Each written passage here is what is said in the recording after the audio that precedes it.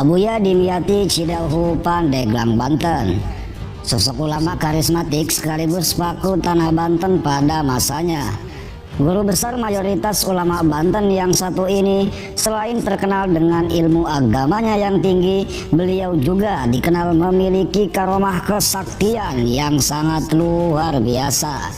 Tak heran jika beliau sangat tersohor hingga penjuru dunia, bahkan namanya dikenang serta ditulis dengan tinta emas oleh sejarah hingga saat ini. Beliau adalah sosok ulama yang cukup sempurna dalam menjalani kehidupan agama. Beliau tak hanya praktek dalam ilmu syariat, namun juga setiap hembus nafasnya selalu diisi dengan kehidupan tasawuf. Tak heran jika beliau dikaruniai oleh Allah sebuah karomah sebagai tanda kewaliannya, sehingga memperoleh derajat yang sangat tinggi di sisi Allah Subhanahu wa Ta'ala. Bahkan para ulama mengatakan bahwa Abuya Dimyati adalah sosok wali kutub atau pemimpin para wali pada masanya. Berikut beberapa karomah waliullah Abuya Dimyati Cidahu Pandeglang Banten.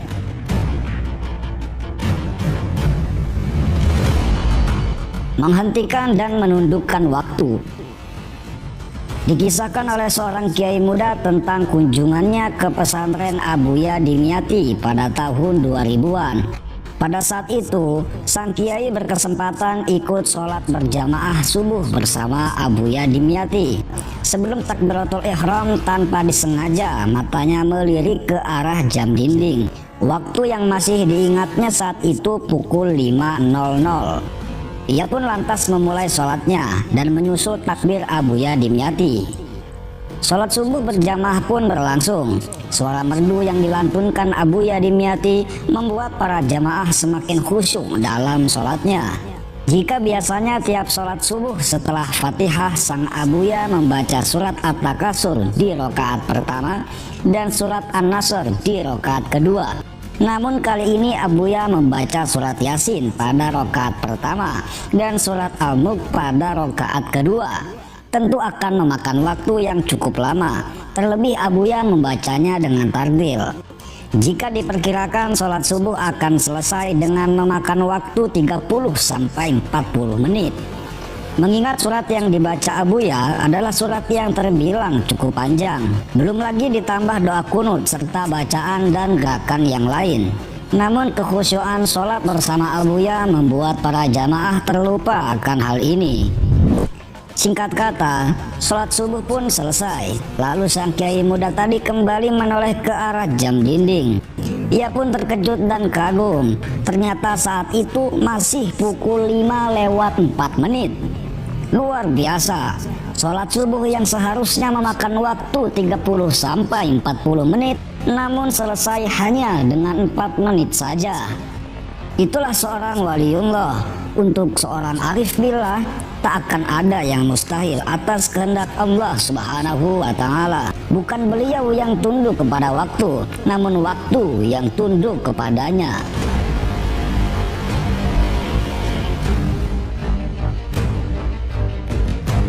2. Menembus ruang dan waktu. Dihikayatkan, suatu hari seorang kiai dari Jawa pergi ke makam Syekh Abdul Qadir Al-Jailani. Kiai tersebut merasa sangat bangga karena kehendak Allah yang menuntunnya sehingga berkesempatan ziarah ke makam Syekh Abdul Qadir Al-Jailani. Sebab jarang kiai dari Indonesia yang berkesempatan berkunjung ke makam rajanya para wali ini. Setibanya di makam Syekh Abdul Qadir, ada seorang penjaga makam yang bertanya padanya, "Dari mana kamu?" Sang kiai menjawab, "Saya dari Indonesia." Mendengar jawaban itu, penjaga makam pun berkata, "Oh, setiap malam Jumat ada seorang ulama asal Indonesia yang rutin ziarah ke sini. Setiap orang itu datang, semua penziarah lain diam untuk menghormatinya. Ketika orang itu mulai membaca Al-Quran, barulah penziarah lain melanjutkan bacaan mereka masing-masing." Mendengar hal itu, sang kiai kaget dan berniat untuk menunggu sampai malam Jumat karena penasaran siapa sebenarnya ulama Indonesia yang dimaksud penjaga makam itu. Ternyata pada hari yang ditunggu-tunggu ulama Indonesia itu adalah Abuya Dimyati, Banten. Sambil terkagum, sang kiai terus menyebut nama Allah tanpa henti. Sebab sepengetahuannya selama ini, setiap malam Jumat Abuya Dimyati selalu menjalani rutinitas bersama para santri di pondok pesantren. Luar biasa, itulah karomah seorang waliullah. Ruh dan jasadnya bisa berada di berbagai tempat dalam waktu yang sama.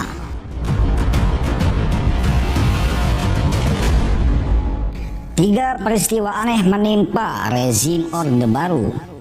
Menjelang pemilu 1977, Abuya Dimyati menyampaikan kepada masyarakat bahwa Golkar bukanlah pemerintah. Golkar sama halnya dengan partai lain yang sama-sama peserta pemilu 1977.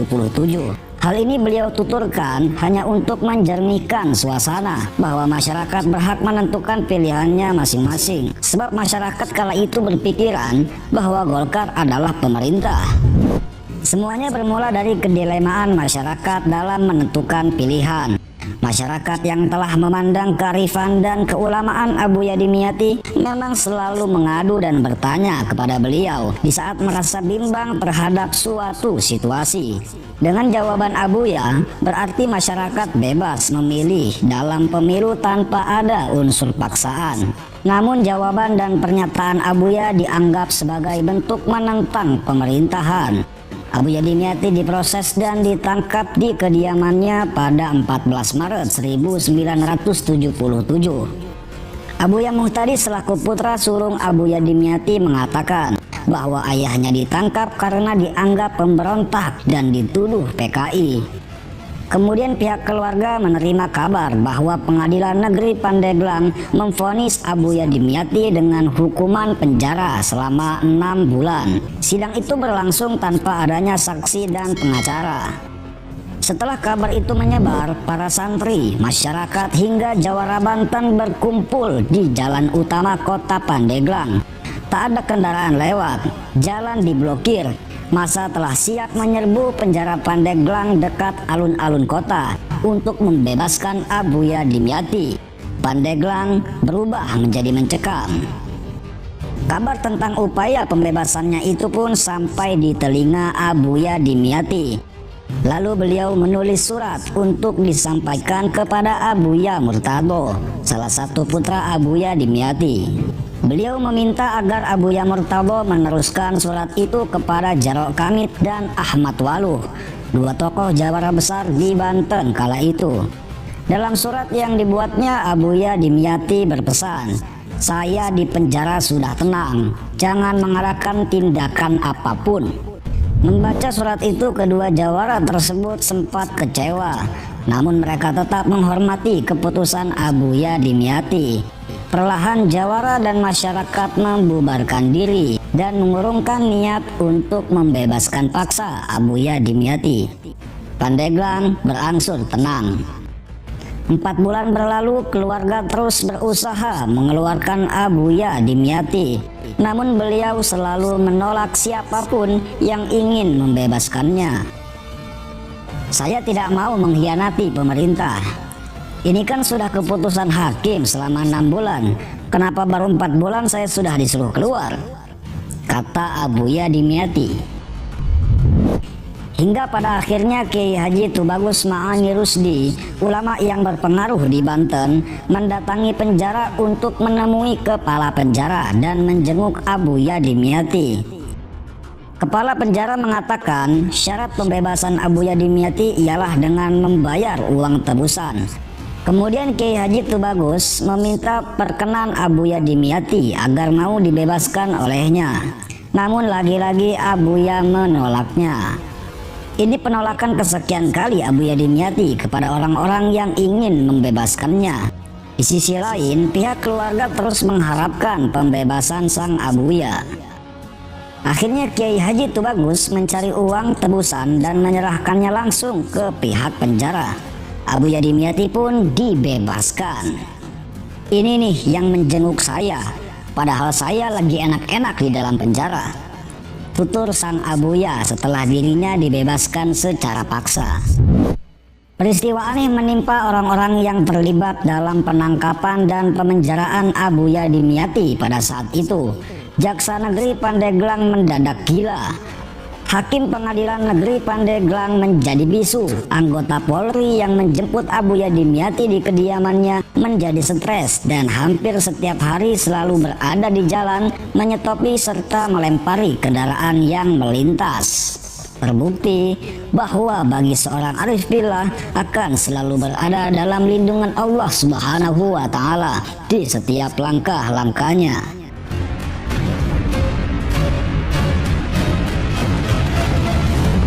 4. Memperoleh semua ijazah hizib dan kitab. Abuya Dimyati seusia remajanya memang sudah memancarkan jiwa keulamaannya.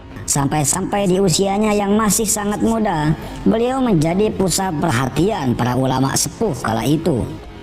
Dikisahkan saat Abuya Dimyati masih berumur 14 tahun, beliau dipanggil langsung oleh Abuya Mukri Labuan, Pandeglang, Banten, seorang ulama karismatik Banten kala itu. Setibanya Abuya Dimyati di hadapan Abuya Mukri, beliau pun diijazahi berbagai hizib oleh Abuya Mukri.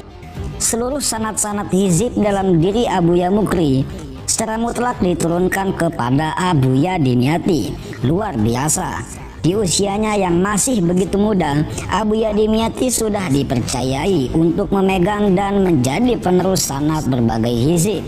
Hal ini menandakan Dimyati mudalah yang kelak akan menjadi penerus para ulama sepuh kala itu. Ada satu kisah lagi yang lebih mengagumkan. Salah satu guru spiritual Abuya Dimyati adalah Abuya Abdul Halim. Beliau memperoleh berbagai ilmu dan pengalaman sekaligus diijazahi Thariqah Qadiriyah Naqsyabandiyah oleh Abuya Abdul Halim. Setelah sekian waktu berguru, kemudian Abuya Abdul Halim memerintahkan Abuya Dimyati untuk berguru pada Abuya Mamak Bakri atau Mamak Sempur. Abuya Abdul Halim mengutus santri kesayangannya ini dengan mengirim surat kepada Mamak Sempur. Ini santri saya namanya Muhammad Dimyati. Tolong dididik sebaik mungkin agar kelak ia menjadi ulama Banten. Kemudian Abuya Dimyati pun berangkat ke pesantren Mamak Sempur dan mengaji di sana. Singkat kata, pada salah satu pengajian Mamak Sempur bersama para santri, tiba-tiba Mamak Sempur berkata pada santri-santrinya, "Sekarang semua santri keluar dari majelis ini, kecuali santri yang bernama Muhammad Dimyati dari Banten. Biarkan Abah berbicara empat mata dengannya dan jangan ada yang mengintip." Setelah semua santri keluar dari majelis, tinggallah tersisa seorang guru dan murid, Mamak Sempur dan Abuya Dimyati. Seketika itulah Mamak Sempur berkata kepada Abuya Dimyati, "Ajaztuka kulla kutubin." Saya ijazahkan kepadamu, wahai Dimyati, seluruh kitab yang sudah saya kaji dari guru-guru saya. Seluruhnya sekarang saya mandatkan kepadamu. Luar biasa. Lagi-lagi Abuya Dimyati muda diberikan kepercayaan besar. Kali ini langsung dari Abuya Mamak Bakri atau Mamak Sempur yang merupakan salah satu murid Syekh Nawawi Al-Bantani yang paling berpengaruh di tanah Jawa Barat kala itu. Wallahu a'lamu bissawab. Demikian sederet karomah Abuya Dimyati Cidahu, Pandeglang, Banten. Seorang waliullah asal Banten yang begitu zuhud dalam menjalani kehidupannya. Beliau membuat orang yang melihatnya lupa akan segala gemerlap duniawi. Sosok ulama yang menjadi tumpuan berbagai kalangan masyarakat. Mari bersama-sama kita bacakan surat Al-Fatihah yang dikhususkan kepada Abuya Muhammad Dimyati bin Abuya Muhammad Amin. Semoga kita semua diakui sebagai murid beliau, hingga kelak Allah kumpulkan kita bersama beliau di surganya.